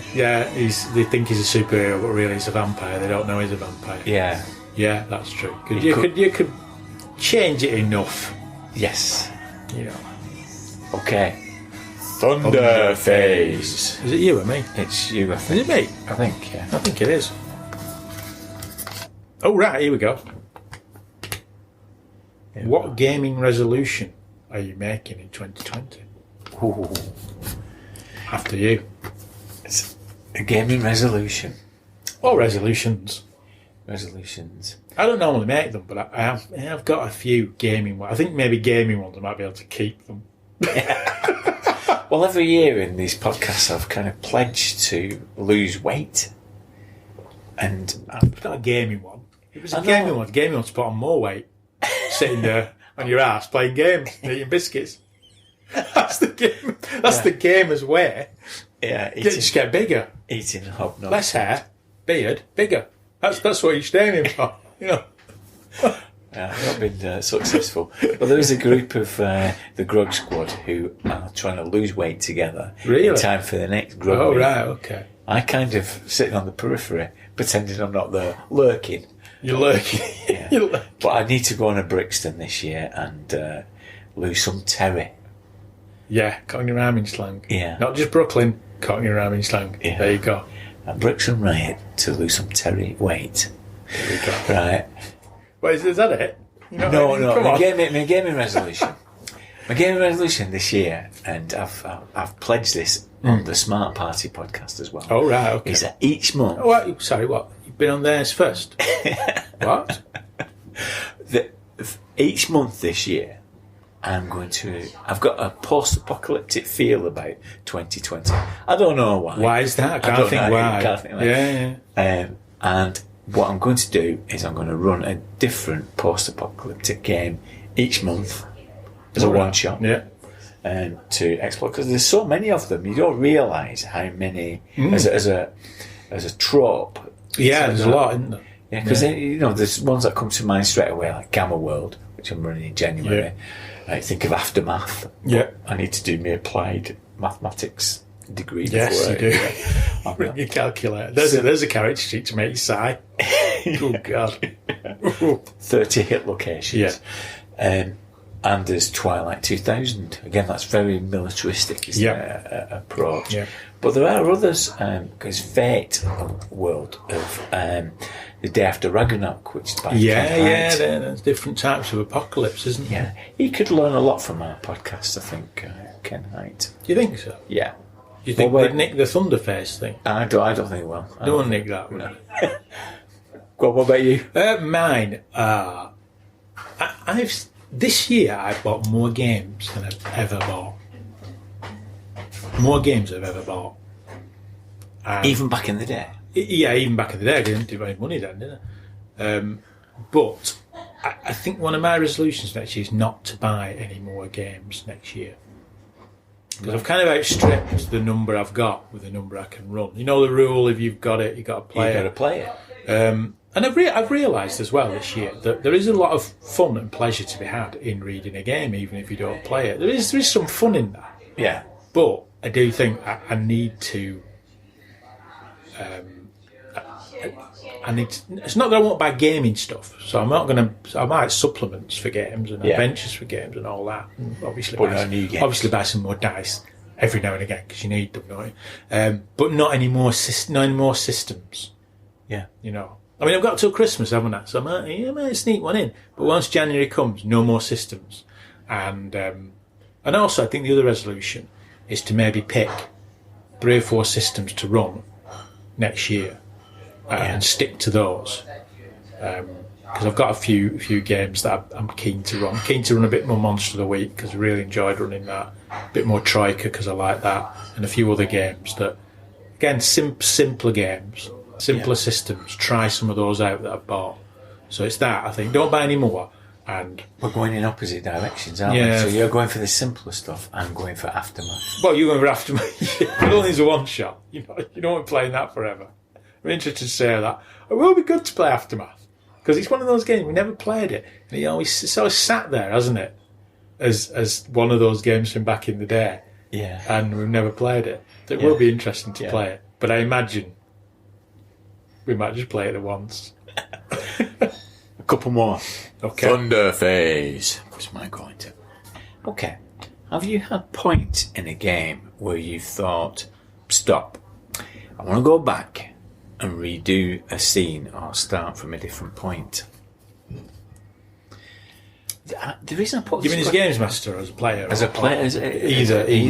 The reason I put this in is this year it did the UK Games Expo, did the seminar out to Games Master. I was on the end, and Gaz made the point that don't feel free to retcon, to say that's not working, go back, let's start again. Yeah. I don't think I would have the confidence to do that. To go back and change it. This isn't working. Let's just rewind a bit and have a go again. I think I've documented before in the Cypher episode when we talked about Numenera and Vert and what I did at Alba and the Wizard staff. I kind of knew from the start of that one that I hadn't framed it quite right. I hadn't given them the nub of something to work on. Yeah. And I couldn't recover from that. And I just kind of wish I had the confidence to say, right, I'm going to stop. Let's just go back. Yes. And the previous night, somebody has said to you that this has happened, and this is where you'll find a solution. You know what I mean? I could see that people were floundering around, and I didn't have the nerve to say, right, let's all acknowledge that you don't know what you're doing. Let's take it back. Yeah, that's interesting, that, isn't it? Because it's on a similar. I mean, I've had that experience with con games where, and I think it's a common problem with the con game where I've tried to cram too much into it. I've overestimated how much we can get through, and I suppose I've sometimes wanted to fast forward and think, there's some bits now before the good bit, but really I want to fast forward and get to the good bit. But how do I do it in a convincing way? That sometimes happens where I think everyone's having a good time, but it's all taking longer than I thought. I know there's more to come, and I want to get you to the good bit. How do I, not so much a rewind, more of a fast forward. How do I get you there without it looking like I am just fast forwarding? Maintain the illusion of narrative, when really what I'm saying is, there's a couple of encounters now, but I'm just going to ignore them and move you to this bit. Without it making it look like that. The illusion. But maybe what Gaz is saying is, maybe you don't have to create the illusion. Maybe that's the point. The warriors create the illusion. Maybe it's okay to go, do you know what? Time's running on. I'm going to get you to this here. Point. And I feel quite comfortable going forward, because that's part of in your GM's toolkit. It's that thing, isn't it? Saying, right, whoa. Okay, let's take it back. Yeah. And how do you broach that subject? How do you broach it as a player, not only as a DM? Well, it didn't happen, but it didn't happen that we did that. But I had a game at Expo of Monster of the Week, 4 players, and the guy who ran it, I can't remember his name. I should be able to. I can't. He wasn't someone I knew. But that was possibly one of the best games I've had. Well, not possibly. It was one of the best games I've had this year. Yeah. Because he was so kind of open to those kind of ideas of, let's enjoy ourselves. Let's talk about what you want to happen in this game. Let's talk about what your characters would want out of this. That kind of very fluid kind of game where it did work. And it was the first time I encountered the X card. Oh, The X card. That's the thing this year, isn't it? The X card. the X card, yeah. He talked about the X card, and he warned us, because it's Monster Weeks. It's horror. Is it horror? A bit, but it's not proper hardcore horror. But it involves monsters. It's a modern day, a child had gone missing in this scenario, that kind of thing. And he kind of warned us about that and said, if people, he sort of said that. He said, if there's things you're uncomfortable with, point to the X card, and I'll change the scenario. So that, I suppose, that is an example of, if he's gone down a particular road, what I'll say is that hasn't happened. We'll take it in a different direction. Yes. That's the same thing. And I think this year's been... It's year of the X card, really, isn't it? Yeah. Because one of my proudest achievements this year is incorporating the X card into describing what was being run on the table at Grog Meet.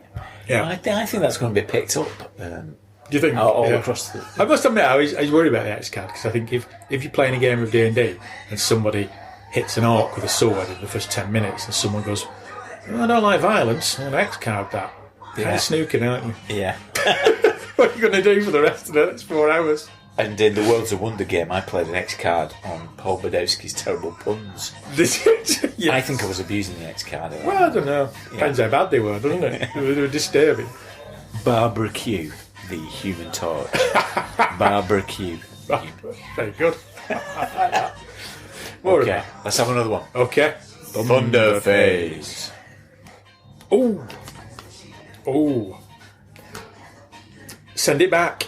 Any buyer regret this year. Send it back. Any buyer regret this year. I do. Dear, go. You share yours. 7th Sea. I bought at Expo. Well, do you know what? I didn't buy it. You bought it. And I said, I was going to buy that. And you said, well, you have that. And you buy me this. Yeah. Oh, that was a mistake. I bought the new edition of 7th Sea. And in my excitement, I also bought the 2 setting volumes for 7th Sea. And, old man noises. Because this year the setting 7th Sea is great. I like the setting. So what is it? It's like an imaginary 18th century Europe. So Three Musketeers, pirates, that kind of thing, with magic and sorcery thrown in. It's very atmospheric. It's fantastic as a setting. I'd love to run games in the setting. But the 2nd edition rules, the concept, the resolution mechanic in it is so odd. And this, going back to actual players, when I got it, I looked for a few actual players, and I found one actual player where they were struggling as much as I was, and another actual player where they just didn't use the resolution mechanic, because I thought, I wonder why. Yeah. But it's a very odd resolution mechanic where you roll d10s, and you have to get groups of 10. You have to get 10s, so you can add dice together, but you have to get 10s. And the number of 10s you get called raises. And let me get this right, I've had a pint and a half now. What you do is you say, right, I want to do a particular... See, this is the problem.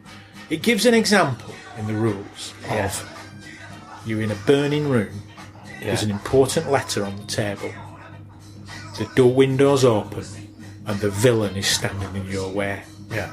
And you say, I want to avoid the villain, get the letter, get out of the window and not get burned. Right, okay, so the games master then says, okay, to do that, you need 1 raise to avoid getting hurt by the fire, another raise to get the letter, a raise to avoid the villain, and a raise to get safely out of the window.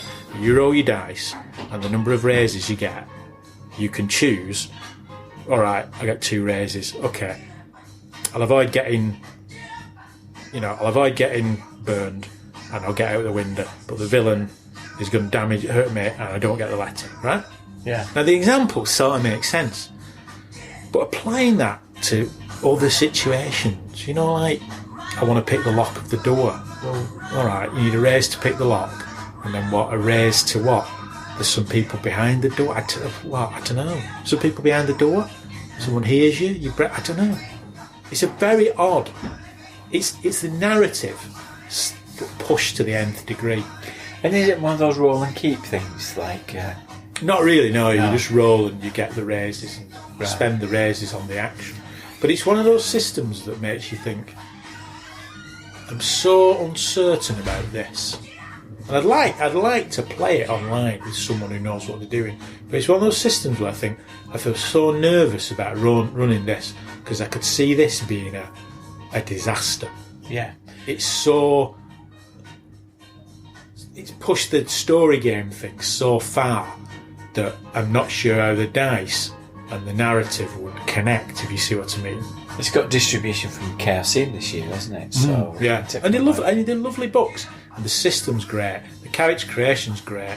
It's got like sort of tarot cards and your fate, and it's a fantastic game in that you think you could really get into this. And I know people love it, but the second edition is just, I don't know, the resolution mechanic makes me just recoil. I understand it, but I don't know how it would work in play. Yeah. And I feel so uncertain about how it would play out that I wouldn't want to run it. So when he's fear of, we need to find somebody to play that with then, yeah, someone who's played the set. It's not the first, because people have said, oh yeah, it's great, but I think some of those people are talking about the first edition, which is a bit different, the second edition, and I think it has kind of had mixed reviews, so there's a little bit of me regrets spending all that money, because I'm not sure I'll ever play it. Yeah. Well, let's put that right in 2020. Ooh. What I'd say as well with, your bio-regret and my bio-regret, I'm going to say my bio-regret is The Spire. Yeah. Because I bought that because very attractive books. Well, I think I bought that. This thing at Expo, I bought it, gave it to you, and you gave 7C to me. Well, the thing is, this is the thing, isn't it? We were at Expo, weren't we? It was towards the end. Yeah. We saved our shopping to the end. And we were like scousers in a blackout, weren't we? Just grabbing anything. Didn't say that. I'm going to X-card that. We were trying to grab anything. Well, you feel you should buy something. You go to Expo, you go around you go around the kind of trade hall and think, oh, I'm at Expo, I should buy something. Why? Why are we bothering with that for? Yeah. It's annoying. It's full of people, and I'm wandering around. It's so full of stuff. I don't know what to buy, but I feel that if I don't come away with something, I've not got any loot, swag, whatever. Exactly. So I grabbed this Spire, and I thought it's beautifully produced. It's very attractive. Yeah, the 7C is wonderfully well done. Yeah, and. I've read it, and the setup is appealing to me. So the Spire is this great monolith, and it's kind of a dark future, alternative world where you're part of a resistance movement trying to overthrow the Spire. But I keep reading it and just thinking, I don't know what to do with it. I wouldn't know where to start. I don't know where to start. Yeah. And sometimes that's the first thing, isn't it? Just to think, there's all this stuff, but I can't easily think, how am I going to play it? Well, it's a test of a game, isn't it? Of that idea of when you read the rules and look at it and give it a cursory glance, what you want is ideas bouncing around where you go, this will work for this kind of game. I could do this with it, I could do that with it. And if it doesn't do that, you're in trouble, aren't you? Yeah. That's the problem. Yeah. Let's do the last one. Thunder Phase. You were less convincing in that one. Sorry about that. Have you felt sleepy in the middle of a session? And what have you done about it? I felt sleepy during recording some of these podcasts. But I blame you for that. Have I felt sleepy? Well, I think I put this question because I felt a bit sleepy in the D&D Expo game because I was a barbarian, as I said earlier. You realise the thing of all I can do is hit things, or more important, miss things. 3rd level barbarian. All right, here we go. Is it my turn? It's your turn. All right, it's my turn. Okay, and it's 7. I've missed. Right, okay. Well, I put this question in because I wanted to make a bit of a confession. Cool. And I don't know whether you know. I think you've been humouring me. Right. Yeah. We did have someone fall asleep during D&D. Was it Traveller? Years ago, someone fell asleep online. We were working a night shift. It's fair enough. I'm of a certain age now where if it's warm and I'm comfortable, I nod off. You have a snooze. I have a little snooze. I think in the time of the yuppies they called them power naps, didn't they? Yeah. I have a little power nap. Yes. I don't sleep a lot at night, I've got a podcast to produce, for goodness sake, and a life to lead. But if I sit down for long enough, I will, like the dormouse, have a little sleep for little Nappington. Come on, then. Get for the confession. Now, there was a game, weren't there, that we played, a Dragon Heist, and you said to me, right, tonight's the night, I'm going to press the trigger. There's a trigger, isn't there? There's a trigger. Dragon. There is in all those D&D booklets. There's always a point of, now it's the adventure starts. Yeah. And I started off all right. I don't know whether whilst I was playing I'd had a couple of brew dogs. Oh, I see. Yes. Well, warm, comfy chair, beer.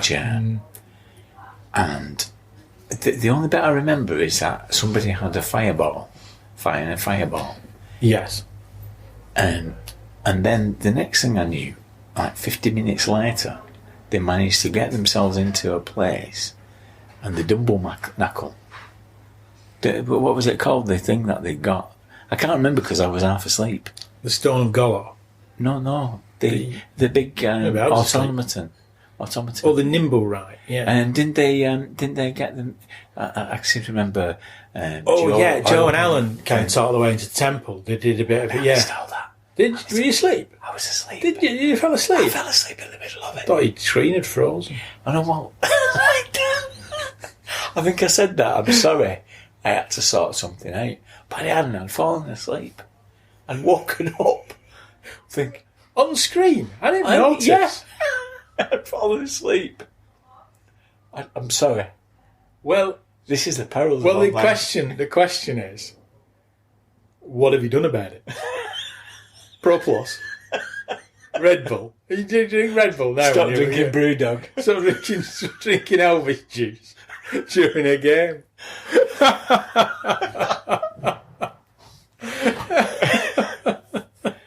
Hey, we've still got a few questions left.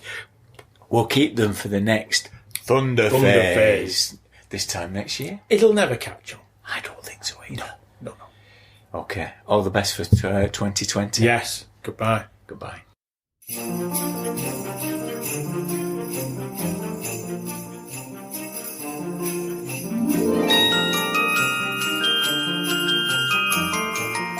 Thanks to Jamie and Alex for their contributions to this episode. Morus, unofficial tabletop RPG news at EN Worlds Forum, are running their annual poll for your favourite talk and actual play podcasts. If you get a chance to visit before the 1st of January 2020, then please give us a vote. It also allows for multiple votes, so you can cast it for us, The Smart Party, Monster Man, Improvised Radio Theatre with Dice, and actual plays, How We Roll, and the Red Marine Role Playing. It's a good source to finding out new podcasts that you may not have heard of, as there are so many of them out there. It's never been a better time to be an RPG podcaster. Thanks to applications like Anchor and SoundCloud, it's quite easy to produce and distribute your content. Anchor is a community builder too, podcasters talking to each other, collaborating, sharing their work. The best I've found from the Anchor community is Dave Aldridge's D Percentile and Shea Webster's Roleplay Rescue. They're both engaging, off-the-hoof, detailed explorations of their topics. It's harder as a listener to know what to look out for to match your tastes. I always recommend Save for Half to fellow grognards, as you'll always find something that you'll enjoy in their podcast, as they have a similar subject matter to ourselves. As does the relatively new podcast, Grog Talk. Dan and James are strictly advanced Dungeons and Dragons and enjoy rolling on tables to create their content. If you're looking for a jumping on point, then check out episode 39, which features an interview with Daniel Collerton, who was the author of Irillion. You'll understand how the language in the scenario benefits from a Geordie accent. I think I mentioned Appendix N book club last year when I last did my podcast recommendations, but it would be remiss of me not to plug episode 58, which features me banging on about The Singing Citadel by Michael Moorcock, which was followed, episode 59, with an interview with the great man himself. It is fantastic stuff. I love Moorcock's oft-told story of infiltrating a fascist group in London with fellow anarchists, only to discover that the fascist group was made up of other undercover operatives from other left-wing factions. The only actual fascist was a little grey-haired lady who served the tea. Mrs. Cornelius, perhaps. Moorcock has just celebrated his 80th birthday. This event was acknowledged by Stimbot5000 off Twitter in his brand new podcast, Breakfast in the Ruins, which is dedicated to the writing of Moorcock. It is the most entertaining podcast that I'm listening to at the moment.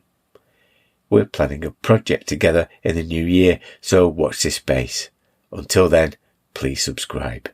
I'm always looking out for podcast recommendations, so if you've found any new podcasts that you've enjoyed, then please let me know. I'm continuing to commission work for Grogzine 2020 and I'm hoping to have it out by the end of April. This is our annual homage to the zines of yesteryear, which is produced for Patreons. If you want to have access to a copy, then you'll need to be a member by the end of March. The Patreon campaign is where you can drop some coins in the hat every month to cover the costs and to fund some of the other stuff we produce. Thanks to everyone who has supported us in 2019. It's very much appreciated. Without that support, we wouldn't be here. Thanks. New people have joined and I'll be giving them a shout out next time.